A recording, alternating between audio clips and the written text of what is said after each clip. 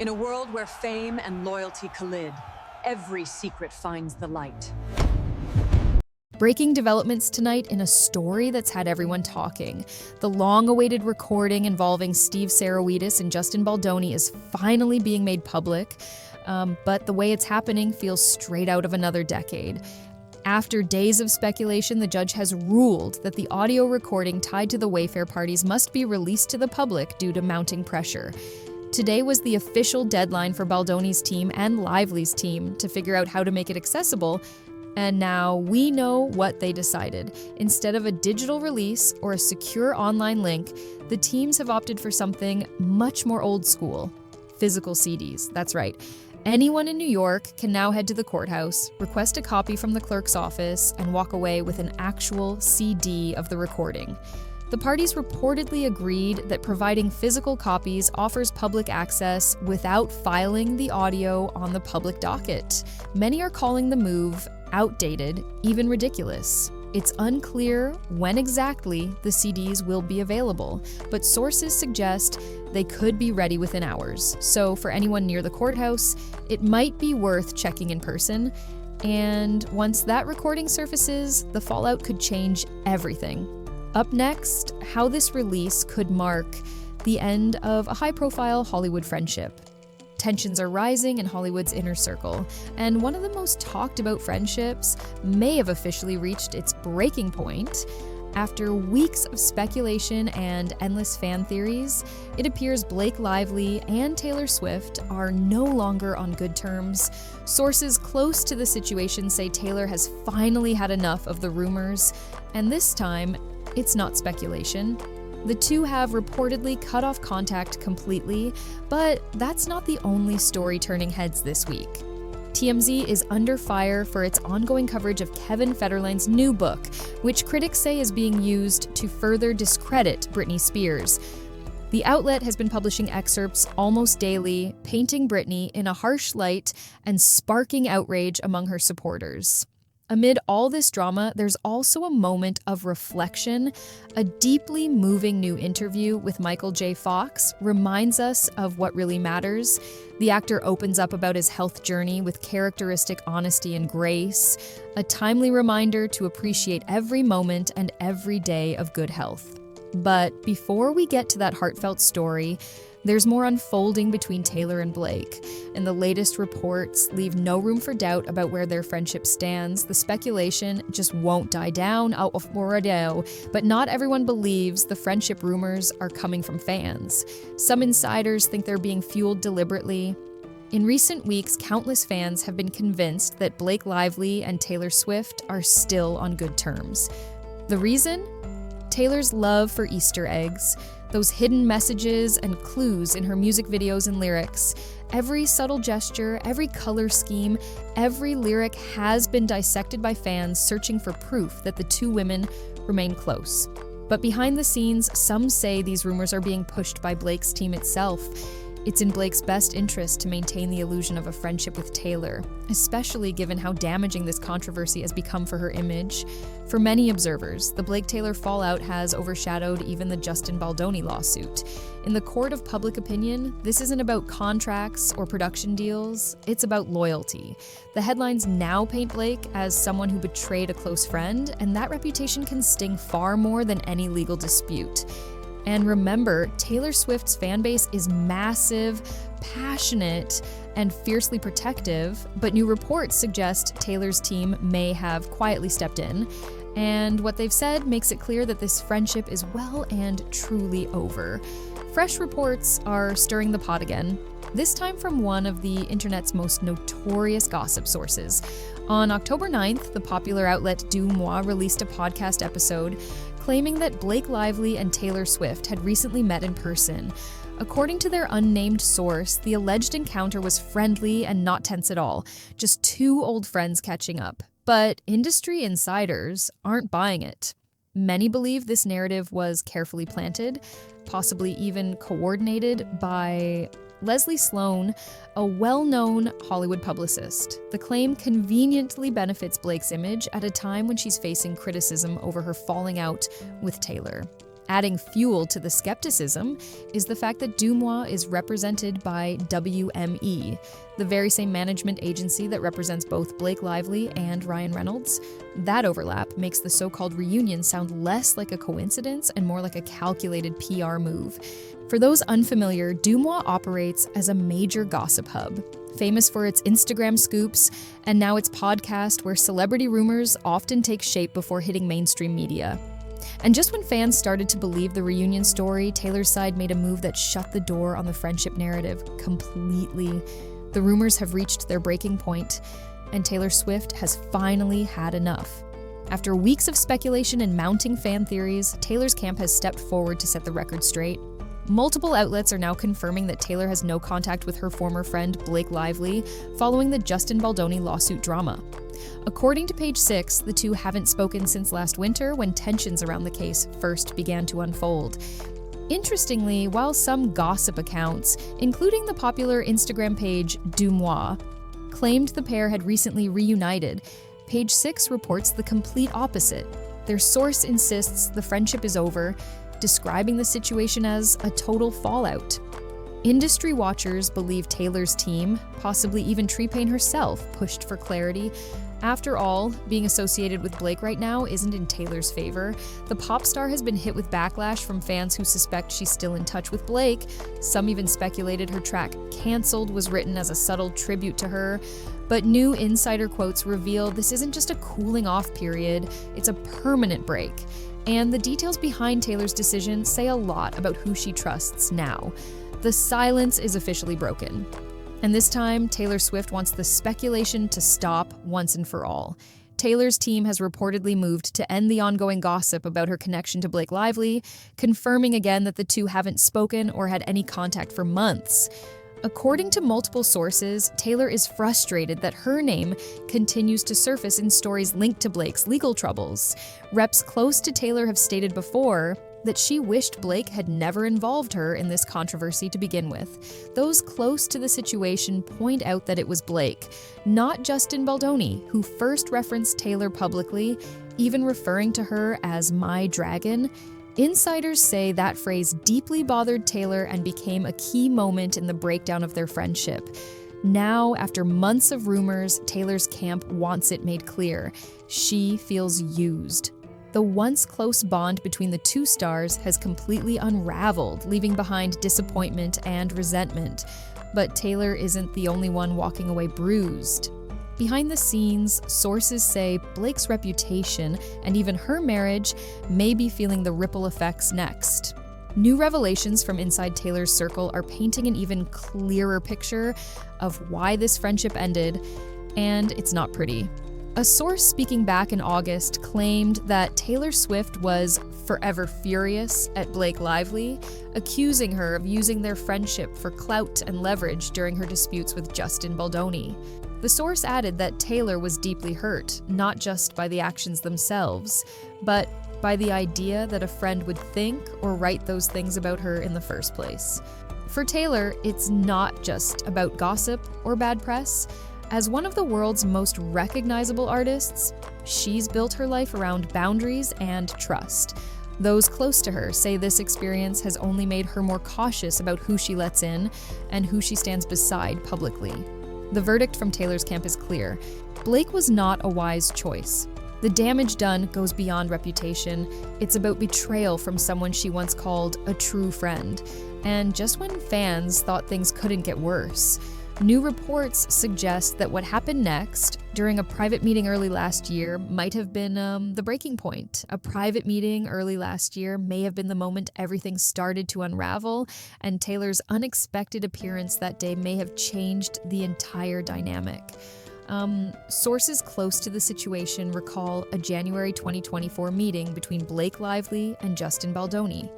The purpose was simple: to discuss a key rooftop scene in their project, but what was supposed to be a creative discussion quickly took an unexpected turn. Out of nowhere, Ryan Reynolds appeared, and shortly after, Taylor Swift walked in. Insiders believe Blake may have known Taylor would arrive before the meeting ended, but Taylor herself reportedly had no idea what she was walking into. According to later accounts, Justin Baldoni described the meeting as intense and uncomfortable, saying he felt bombarded by Blake and Ryan as they pushed for their own version of the scene to replace what had already been approved in the script. In the end, Justin was pressured to choose Ryan's rewrite, which has since become a major point of contention behind the scenes. Those present say Taylor was clearly uneasy and caught in the middle of something she didn't sign up for, and what happened after that meeting would only deepen the divide, especially once Blake started using Taylor's name to promote the project. The story didn't end with that tense meeting. It only got worse when Taylor's name was pulled into the film's casting process without her consent. Reports reveal that during a red carpet interview, actress Isabella Ferrer, who plays young Lily in It Ends With Us, credited Taylor Swift for helping influence her casting. Ferrer described how she was flattered and blown away to learn that Taylor might have had a hand in her selection, but here's the catch: Taylor's team immediately denied any involvement. According to insiders, Taylor had nothing to do with the film's casting decisions and was shocked to hear her name publicly linked to it. The implication that she'd been part of the audition process seemed to be another example of Blake Lively leveraging Taylor's name to promote the project and create buzz. To Taylor, that crossed a line. Using her reputation, one of the most powerful in the entertainment world, for publicity without her permission was an unforgivable move. And as we'll see next, this incident wasn't an isolated mistake. It was part of a pattern that made reconciliation between Taylor and Blake impossible. Taylor Swift has built her career on transformation, but one thing she's never been known for is forgiving betrayal. Looking back at her history, it's clear that when Taylor ends a friendship, it's usually final. From her well-documented public feuds to the heartbreaks that inspired some of her most powerful songs, she's always processed betrayal through her music, not reconciliation. And that's exactly why insiders believe her fallout with Blake Lively is beyond repair. For Taylor, this wasn't just another Hollywood misunderstanding. It was personal. Sources close to her describe this as one of her biggest disappointments, a genuine emotional blow from someone she once trusted implicitly. Anyone who's followed Taylor's career knows she doesn't easily look back once she's been hurt, and from what's been shared, this particular friendship won't be the exception. But the tension doesn't stop there, because now whispers are growing louder about trouble in Blake and Ryan's marriage and how that fallout might be connected. Behind the scenes, new whispers are emerging about Blake Lively and Ryan Reynolds' marriage, with insiders hinting that things may not be as perfect as they appear. But before we unpack that, a quick word from today's sponsor, OneSkin. I've personally been using OneSkin for over 6 months now, and it's one of the few skincare brands I genuinely trust. From the first week, I started noticing my skin looking smoother, firmer, and yes, even a little more radiant. As someone who researches every brand before recommending it, I was impressed by how effective it was from the start. What makes OneSkin stand out is its simplicity. No complicated steps, no harsh ingredients, just real science designed to slow skin aging at the cellular level. You simply cleanse, pat dry, and apply it twice daily, once for your face, once for your eyes. I've been using it on my face, neck, and around my eyes, and the difference has been noticeable. Their formulas are dermatologist tested, approved by the National Eczema Association, and powered by their patented OS1 peptide, which strengthens and rejuvenates the skin over time. And for a limited time, you can get 15% off at oneskin.co with my code FLOOR. That's FLAAA. Make sure to mention that you heard about them here to help support the channel. Now, back to Blake and Ryan, because the latest details about their relationship suggest a growing distance neither of them can ignore. Now let's turn back to Blake Lively and Ryan Reynolds, because their once picture-perfect marriage is starting to look very different behind the scenes. It's been months since fans have seen the two appear together publicly. While Ryan has been busy promoting his upcoming John Candy documentary, touring and making late-night appearances, Blake has stayed home, posting photos of her baking, cozying up in pajamas, and sharing snapshots of flowers and desserts. She hasn't joined him for a single promotional event, including the Los Angeles premiere, where her sister attended in her place. Industry sources are starting to whisper that Ryan may have asked Blake not to appear, possibly to keep her ongoing controversies from overshadowing the film. If that's true, it's a troubling sign. Imagine being told by your partner to skip an event because people don't like you. That kind of strain doesn't stay private for long. Meanwhile, Blake hasn't shied away from public appearances for her own ventures. She's been actively promoting her hair care line, attending events and photo ops, proving that she's not avoiding the spotlight, just avoiding her husband's. Adding to the tension, Ryan is set to deliver a speech at an event hosted by his company Group Effort in collaboration with WME, the same agency representing both him and Blake. Notably, WME once represented Justin Baldoni, but no longer does. A source familiar with Blake's team revealed that her agent's recent deposition didn't surprise anyone. "If you're not telling the truth," they said, "you can always claim you thought it was true." It's a gray area that keeps people legally safe, even when their honesty is questionable. And as that source bluntly put it, when it comes to Hollywood loyalty, just follow the money. But while agents may be protecting their paychecks, another Hollywood figure, Britney Spears, is being torn apart in public once again, and the media's role in it is sparking outrage. A new controversy is shaking the entertainment world, this time involving Kevin Federline, and the headlines have many people deeply concerned for Britney Spears. Over the past few days, TMZ has published nearly 20 separate stories pulling excerpts from Federline's new book. Each one paints Britney in a damaging light, criticizing her as a mother, a wife, and even as a person. For longtime fans, it's been heartbreaking to read. The tone and timing of this media push have sparked outrage across social platforms. Critics argue that outlets like TMZ are effectively helping Federline promote a book that could emotionally devastate Britney, who is already known to be struggling with her mental health. For many, this feels like déjà vu, a reminder of how the media has repeatedly failed to protect her. Watching this unfold again in 2025 feels cruel and unnecessary. Commentators and fans alike are calling it irresponsible journalism and warning that the fallout could be dangerous. If Britney suffers further because of this relentless coverage, many believe that the responsibility won't rest solely with Kevin Federline, but with every outlet that chose to amplify his words. And as if that weren't disturbing enough, the revelations about how much Kevin was receiving in child support shed light on an entirely different motive behind his timing. Many people are now questioning Kevin Federline's motives, and the timing of his new book is raising serious eyebrows. The release comes just after his child support payments from Britney Spears ended, which has led many to suspect that financial motives, not family concerns, may be driving his sudden openness. Federline has publicly claimed that he published the book with the blessing of their sons, but critics aren't convinced. As one commentator put it, why would her children ever want such painful, private information shared with the world?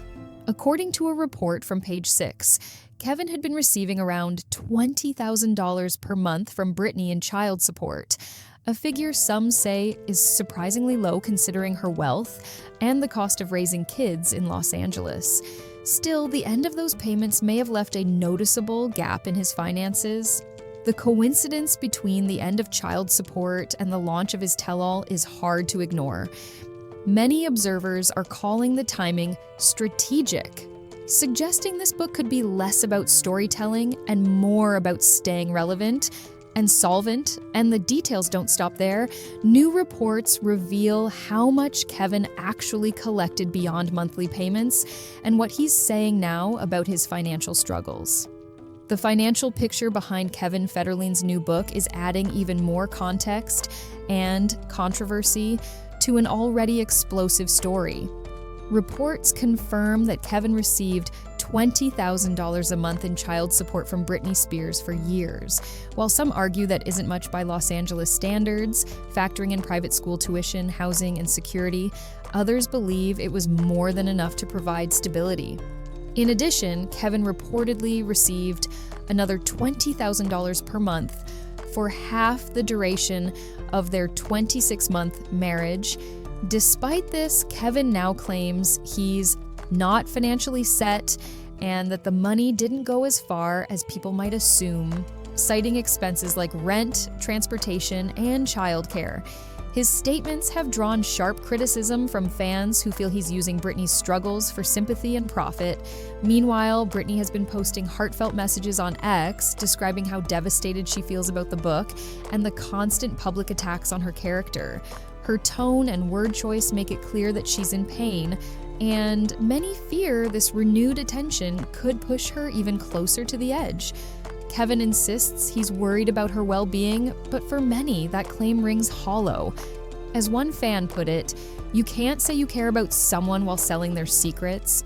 Amid all the chaos in Hollywood, one story stands out for its honesty and heart. Michael J. Fox is once again reminding the world what courage really looks like. In a recent Times UK interview, the legendary actor opened up about his 35-year battle with Parkinson's disease.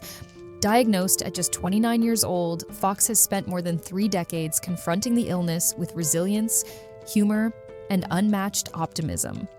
For anyone who grew up watching Back to the Future, his words hit hard. He reflects on the toll the disease has taken. Broken bones, surgeries, and lost mobility, but never loses his trademark wit. "I'd just like to not wake up one day," he joked, "rather than trip over the furniture." It's dark humor, yes, but also deeply human.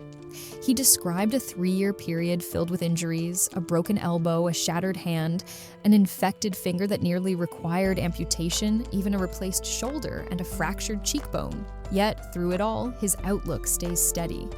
"I can walk," he says, "but it's not pretty. Yeah, and it's a bit dangerous. So I just roll that into my life." Beyond the physical challenges, what shines through is his humor and warmth, especially his deep bond with his wife, who has stood by his side since the beginning. Fox's resilience isn't just inspiring, it's a reminder to appreciate the simple fact of being healthy and alive each day. And while Michael's story brings hope, the episode takes a lighter turn next, and with a special appearance from someone furry and famous, Oscar, who's got a story of his own. Before we wrap up, there's one more familiar face, or rather furry face, who wanted to make an appearance. Meet Oscar, freshly awake from his nap and apparently thrilled by one of the week's most unusual headlines. Diane Keaton reportedly left $5 million to her dog, Reggie, in her will. Now, if you ask Oscar what he'd do with that kind of money, the answer's simple: chicken. Lots and lots of chicken. It's a lighthearted moment, but also a sweet reminder of the love and loyalty that pets bring into our lives. Seeing celebrities like Diane Keaton celebrate that bond so openly hits home for anyone who's ever called a pet family. And for those who've been asking, yes, here he is, Oscar is alive, well, and always ready for the spotlight. After all, the comment section's been clear. We need to see more of him, and that's where we'll leave it for today. From Hollywood friendships falling apart to stories that warm the heart. Stay tuned because tomorrow's updates are already shaping up to be just as dramatic.